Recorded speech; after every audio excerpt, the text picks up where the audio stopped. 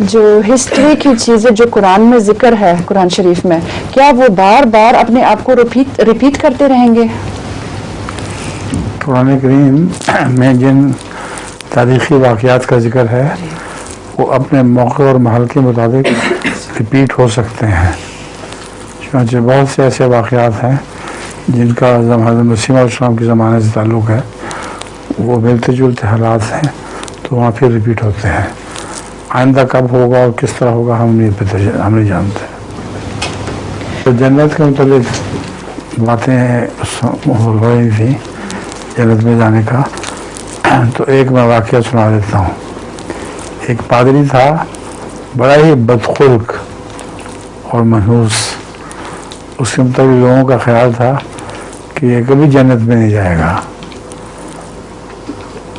ایک شخص نے اس کو خواب میں دیکھا کہ وہ بہت ہی خوبصورت حور ہے، حور قسم کی ایک چیز ہے، وہ اس کے زانوں پہ بیٹھا ہوا ہے بادلوں میں۔ وہ بہت حیران ہوا۔ اس نے اس سے پوچھا کہ ہم تو سمجھتے تم جہنمی ہو، تم نے کیا خفیہ نیکیاں کی ہیں جن کے بدلے تمہیں اتنی پیاری چیز مل گئی ہے؟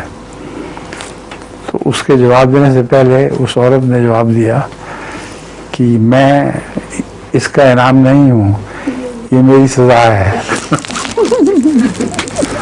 مجھے اللہ تعالیٰ نے سزا کے طور پر دیا ہے۔ ایک شخص ڈاکٹر کے پاس گیا، اس نے کہا کہ ڈاکٹر صاحب مجھے دو نظر آتے ہیں،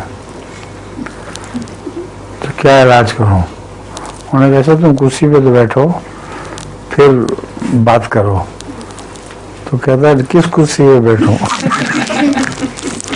کرسیاں بھی اس کو دو نظر آ رہی ہیں۔